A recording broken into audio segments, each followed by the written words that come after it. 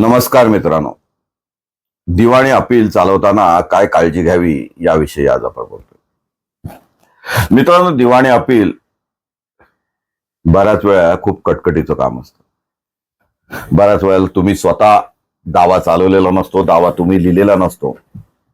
दावा लिहितानाच काही चुका झालेल्या असतात. साक्षी पुरावा नोंदवताना काही चुका झालेल्या असतात. आणि मग निकालपत्र देताना मुद्द्यांचा विचार करताना, मुद्द्यांवरून परीक्षण करताना, निरीक्षण करताना, त्याचा उहापोह करताना न्यायालयाकडून काही चुका झालेल्या असतात.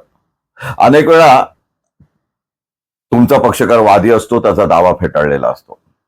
त्यावेळेला तुमचा पक्षकार प्रतिवादी असतो, त्याच्या विरुद्ध दाव्याचा निकाल लागलेला असतो, हुकुमनामा झालेला असतो, तातडीची गरज असते, हुकुमनामाची स्थगिती घेण्याची गरज असते. आणि नंतर हे अपील खितपत पडते.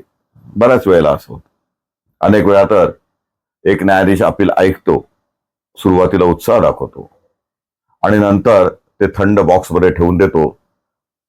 त्याची बदली झाल्यानंतर दुसऱ्या न्यायाधीशासमोर ते अपील निघतं आणि पुन्हा तुम्हाला सर्व अपील चालवायला लागतं.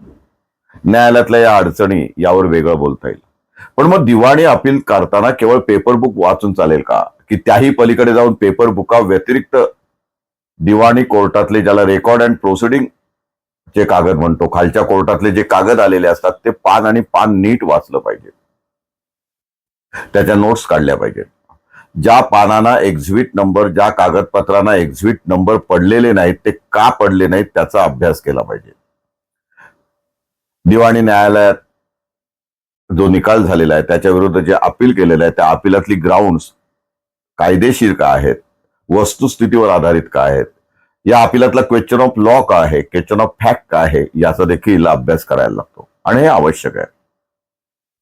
आणि ही सर्व पूर्वतयारी असेल, पेपर बुकावर खुणा केलेल्या असतील, त्या संबंधातले केस लॉ काढलेले असतील, अगदी तुम्ही एआयचा वापर केलात, चॅट जीपीटीचा वापर केलात, जेमिनीचा वापर केलात किंवा आणखीन कोणत्याही वेबसाईटचा वापर केला, तरी जे केस लॉ येतात त्यावर अंधविश्वास ठेवून चालत नाही.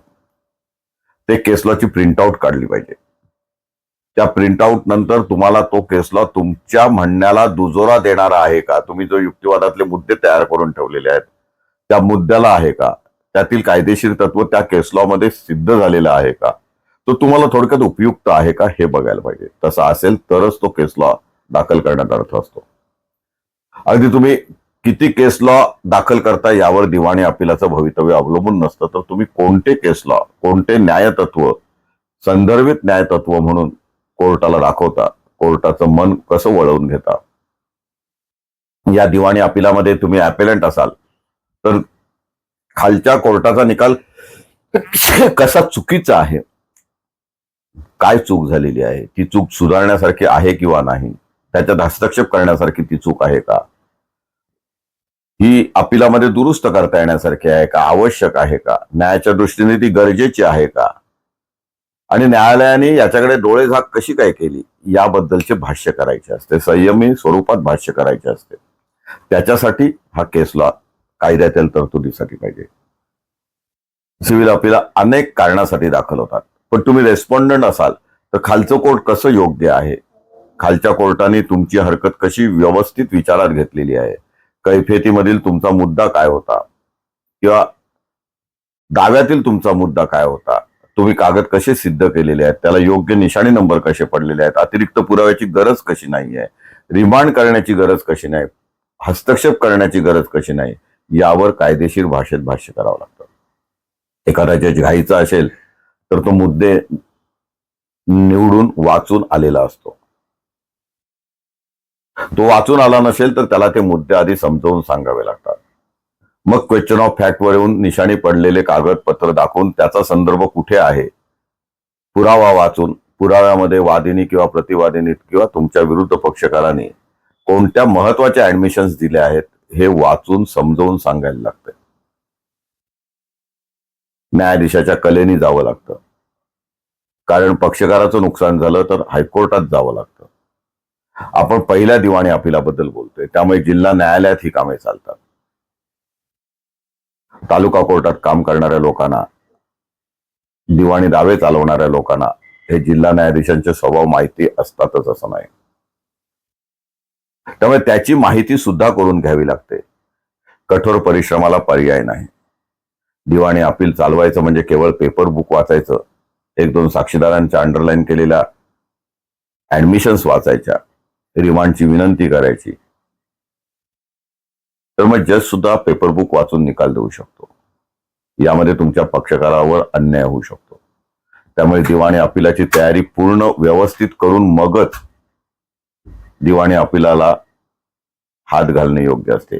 पाहिजे असेल तर एक तारीख घ्या, पण ज्या तारखेला तुम्ही दिवाणी अपील चालवायचा त्या दिवशी सकाळीच हजर राहून पुन्हा एकदा कागदपत्रांची छाननी करून, कोर्टातील कागदपत्रांना आवश्यक असल्यास स्टॅग लावून, लेखी युक्तिवाद तयार करून, युक्तिवादातील महत्वाचे मुद्दे तयार करून, त्याची यादी तयार करून, केस लॉची यादी तयार करून, तुमच्या पेपर बुक आणि तुमच्याकडच्या कागदांना टॅग लावून, आवश्यक असल्यास अतिरिक्त पुराव्याची तयारी घेऊन दिवाणी अपील जर व्यवस्थित चालवलं, कायद्यातील तरतुदीप्रमाणे चालवलं, दिवाणी अपिलात दाव्यात जे कायद्याच्या तरतुदी आलेल्या आहेत त्याचा पूर्ण अभ्यास करून त्यावर अद्ययावत केस लॉ काय आलेला आहे, न्यायनिर्णय काय आलेला आहे, हे सगळं समजून घेतलं तर दिवाणी अपील चालवणं खूप सोपं असतं, चांगलं असतं.